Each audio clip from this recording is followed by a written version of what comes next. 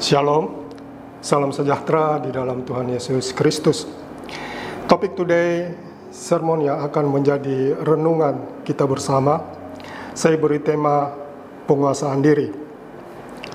Sebagai warga masyarakat, kita manusia adalah makhluk sosial yang tidak dapat hidup sendiri. Artinya, kita saling membutuhkan satu dengan yang lain.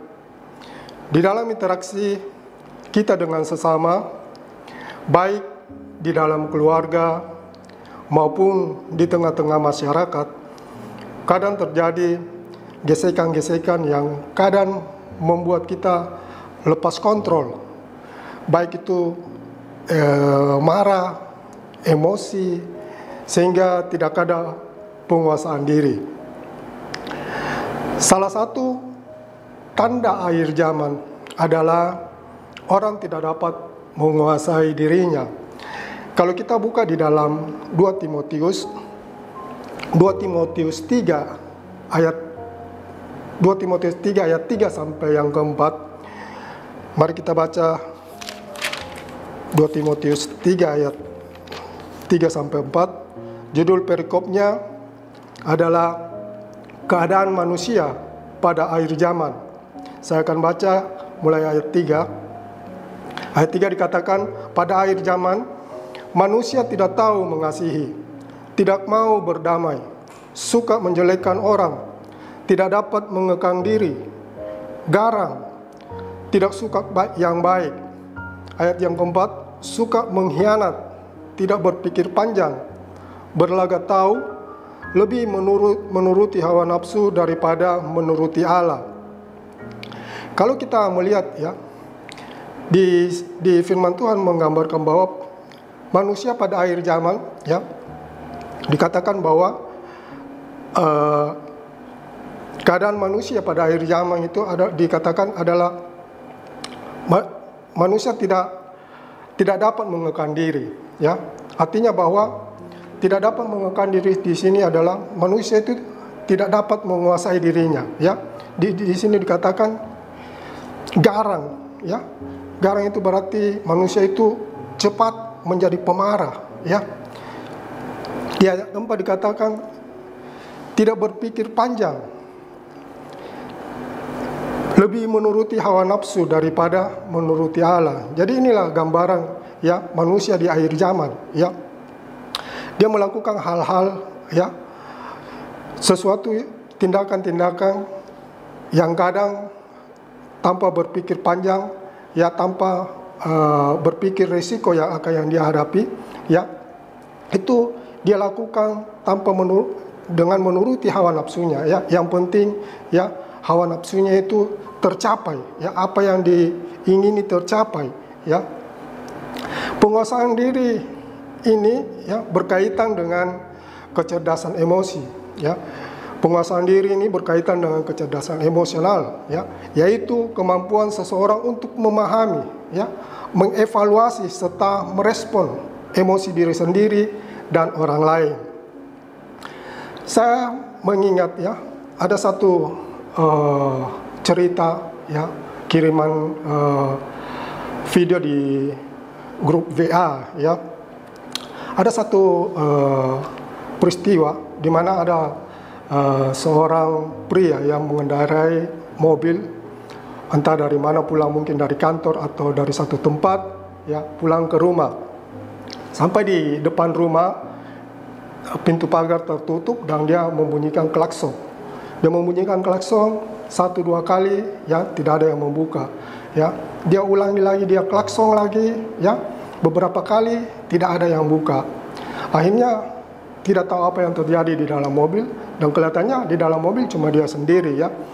Tapi mungkin dari tempatnya dia pergi tadi, mungkin ada masalah, mungkin ada di kantor ada masalah, persoalan, sampai di rumah, tiba di depan pagar, pintu juga agak lama dia membunyikan klakson, tidak dibukakan. Ya mungkin yang biasa membukakan pintu itu adalah pembantu, tetapi mungkin pembantu juga di dalam rumah ada kesibukan, mungkin dia ada di WC atau di mana, ya belum sempat dibukakan, sehingga dia melakukan sesuatu tindakan yang maksudnya yang emosional begitu ya. Dia menabrakkan mobilnya ya, menabrakkan mobilnya di pintu pagar itu, dan dengan kecepatan tinggi mobilnya itu menabrak itu pintu pagar, dan pintu pagar itu roboh. Dan seketika itu juga mobil tersebut masuk di halaman rumah ya, dengan masih kecepatan tinggi. Tiba-tiba tanpa dia sadar ya, ada seorang anak ya yang dari dalam rumah berlari kecil ya, akan menghampiri pintu pagar tersebut. Tetapi karena mobil kencang menabrak ini pintu pagar, sehingga dia tidak dapat mengendalikan ya, dan dia menabrak anak tersebut ya, anak tersebut. Dan pada saat dia tabrak ya, begitu kaget dia, karena mungkin ini adalah anaknya sendiri ya, karena di dalam rumah. Anak itu berusia mungkin ya belum berapa ya, mungkin 8 ya 9 tahun umurnya. Dan anak itu berada di bawah kolong mobil tersebut ya. Dia keluar dari pintu dan dia menarik anak itu keluar dari bawah kolong mobil, dan dia peluk anak itu ya. Dia menangis ya, dan tanpa terlihat bahwa anak tersebut itu tidak goyang lagi ya, tidak goyang lagi, dan mungkin tidak berdaya ya, dan mungkin dia meninggal ya. Dan betapa sakit hatinya ya, betapa kecewanya orang ini, karena dia memeluk anak itu, dia menangis ya, dengan perasaan yang kecewa luar biasa. Ada pepatah yang mengatakan ya, sesal dahulu pendapatan ya, sesal kemudian tak berguna. Artinya, pikir dahulu baik-baik sebelum berbuat sesuatu, agar tidak menyesal kelak di kemudian hari. Firman Tuhan mengatakan ya, di dalam Amsal 25 ayat yang ke-28, orang yang tak dapat mengendalikan diri adalah seperti kota yang roboh temboknya. Jadi firman Tuhan menggambarkan di sini ya, orang yang tak dapat mengendalikan diri adalah seperti kota yang roboh temboknya. Kalau zaman dahulu, satu kota yang biasa berperang atau biasa diserang oleh musuh, maka pemerintah kota itu biasa membangun satu tembok atau benteng pertahanan ya. Tetapi kalau benteng pertahanan itu runtuh atau roboh, maka musuh ya sangat mudah masuk ke kota tersebut dan sangat mudah untuk menguasai kota tersebut ya. Begitupun kita sebagai anak-anak Tuhan ya, kalau benteng pertahanan kita, penguasaan diri kita roboh, runtuh, maka iblis juga sangat mudah ya masuk menguasai kehidupan kita. Pikiran kita, ya hati kita itu dikuasai oleh iblis. Kalau hati dan pikiran kita sudah dikuasai oleh iblis, maka tindakan-tindakan kita juga, perbuatan-perbuatan kita kadang lepas kontrol ya. Emosi, amarah kita kadang kita tidak bisa kontrol dengan baik, sehingga bisa menimbulkan hal-hal yang tidak kita inginkan, yang membuat kita bisa menyesal ya seumur hidup. Pertanyaannya di sini ya, bagaimana supaya kita dapat menguasai diri ya? Ada 3 hal ya, atau 3 kunci yang saya bisa bagikan pada saat ini ya, bagaimana supaya kita dapat menguasai diri. Hal yang pertama ya, hidup harus dipenuhi dan dipimpin oleh Roh Kudus ya. Yang pertama, hidup harus dipimpin dan dipenuhi oleh Roh Kudus.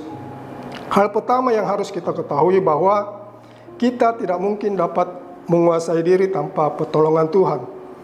Melalui Roh Kudus yang akan memberi kemampuan pada kita untuk menguasai diri. Hidup kita harus dipenuhi oleh buah roh. Kalau kita lihat di dalam Galatia 22 ayat sampai 23, Galatia 5 ayat 22 sampai 23 ya. Di sana ya ada beberapa buah roh, ada 9 buah roh ya yang perlu kita hidupi di dalam kehidupan kita. Di sana berupa kasih ya, ada sukacita ya, damai sejahtera ya, kesabaran, kemurahan, kebaikan, kesetiaan, kelemah lembutan, dan terakhir adalah penguasaan diri. Kalau kita melihat urutan-urutan yang ada dari 9 buah roh ini, dimulai dengan kasih, ya, dan diakhiri dengan penguasaan diri. Walaupun penguasaan diri ini dicatat terakhir, tetapi ya bukan berarti penguasaan diri ini ya tidak penting, atau yang buah-buah roh itu jauh lebih penting dari penguasaan diri. Ya, terbukti bahwa penguasaan diri ini juga sangat penting di dalam kehidupan kita, ya. Sangat penting dalam kehidupan kita. Karena saya yakin dan percaya apa yang dicatat atau ditulis oleh firman Tuhan, ya, itu semua penting di dalam kehidupan kita. Jadi tidak melihat dari urutan atau susunannya, ya. Karena terbukti bahwa penguasaan diri, kalau orang kurang daripada penguasaan diri, ya, begitu banyak terjadi kejadian-kejadian, ya, persoalan-persoalan, ya, yang diakibatkan oleh kurangnya atau tiadanya itu penguasaan diri, ya, dalam kehidupan manusia. Hal yang kedua, ya, bagaimana supaya kita dapat menguasai diri.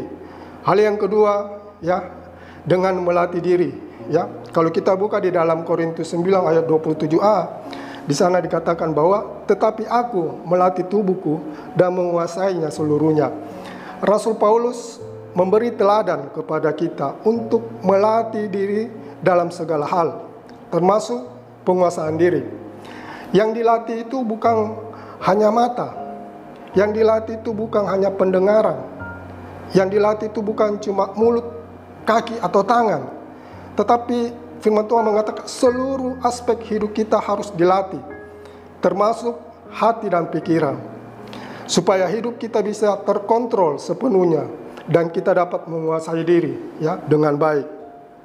Hal yang ketiga, bagaimana supaya kita dapat menguasai diri. Hal yang ketiga dan yang terakhir, ya, kita harus memiliki kesabaran, ya. Kita harus berlaku sabar, ya. Tidak banyak orang yang memiliki kesabaran agar bisa menguasai dirinya. Bila menghadapi masalah, persoalan, atau tekanan hidup, bukannya bersikap tenang, bersikap sabar, ya, atau datang kepada Tuhan, tapi malah mengumbar emosi negatif, ya, dengan begitu cepat marah, mudah tersinggung, ya, mengeluarkan caci maki, memfitnah, ya, menghina orang, bahkan sampai melakukan tindakan kekerasan. Tetapi apa kata firman Tuhan bila kita bisa menguasai diri melalui kesabaran? Kalau kita lihat di dalam Amsal 14 ayat yang ke-17, di sana dikatakan orang sabar adalah orang yang berlaku bijaksana. Ya, orang yang berlaku bijaksana adalah orang yang tahu betul membedakan apa yang baik dan apa yang buruk. Itu yang pertama, ya.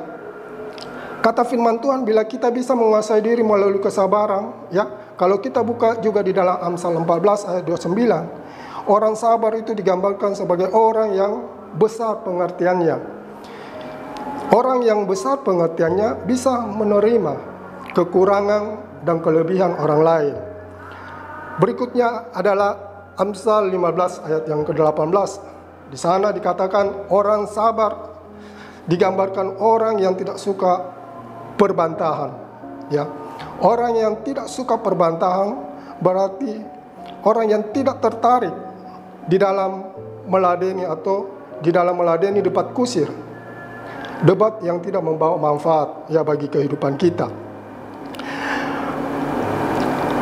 Berikutnya kata firman Tuhan, bila kita bisa menguasai diri melalui kesabaran, kalau kita buka di dalam Amsal 16 ayat 32, di sana dikatakan orang sabar adalah orang yang melebihi seorang pahlawan. Sebuah negara bukan saja menghargai pahlawannya dengan suatu apresiasi atau tanda jasa dan penghormatan yang tinggi, tetapi pahlawan juga akan dikenang sepanjang masa sebagai catatan sejarah yang tidak akan dilupakan. Begitupun dengan kesabaran. Kesabaran merupakan sebuah aset, sebuah kekayaan rohani yang sangat penting, yang sangat berharga, yang harus kita miliki, yang harus kita pelihara, yang harus kita hidupi sebagai anak-anak Tuhan. Dan yang terakhir, ya, apa kata firman Tuhan, bila kita bisa menguasai diri melalui kesabaran. Ya, kalau kita buka di dalam Amsal 19 ayat 11, di sana dikatakan orang yang panjang sabar sama dengan orang yang berakal budi. Ya, orang yang berakal budi berarti orang yang memiliki pikiran yang baik, pikiran yang sehat, ya, berpikiran panjang dalam menghitung dengan cermat baik buruknya setiap apa yang akan dilakukan atau apa yang akan diperbuat. Ya, dari pelajaran ini, dari pelajaran menguasai hidup ini, mari kita mau belajar, ya, mengelola emosi, mengelola amarah kita dengan bijaksana, agar di dalam menghadapi situasi dan kondisi apapun ada penguasaan diri yang baik di dalam kehidupan kita. Amin buat kebenaran firman Tuhan. Kiranya Tuhan Yesus memberkati kita semua. Kita akan berdoa. Bapa dalam surga, terima kasih Tuhan atas kebenaran firman-Mu yang sudah mengingatkan kembali kepada kami Tuhan, untuk kami bisa dapat menguasai, ya, hidup kami Tuhan. Kami dapat menguasai diri kami Tuhan di dalam menghadapi situasi kondisi apapun. Kiranya Roh Kudus senantiasa memenuhi hidup kami, memimpin hidup kami untuk kami bisa berjalan melewati hari-hari yang Engkau Tuhan berikan di dalam kehidupan kami. Kami juga bisa Tuhan melatih hidup kami Tuhan, sehingga kami bisa melatih setiap Tuhan tubuh kami ini, seluruh aspek kehidupan kami Tuhan, untuk melewati Tuhan hari-hari kami Tuhan, sehingga kami tidak dikuasai oleh Tuhan amarah, ya, emosi yang tidak baik, emosi yang negatif Tuhan.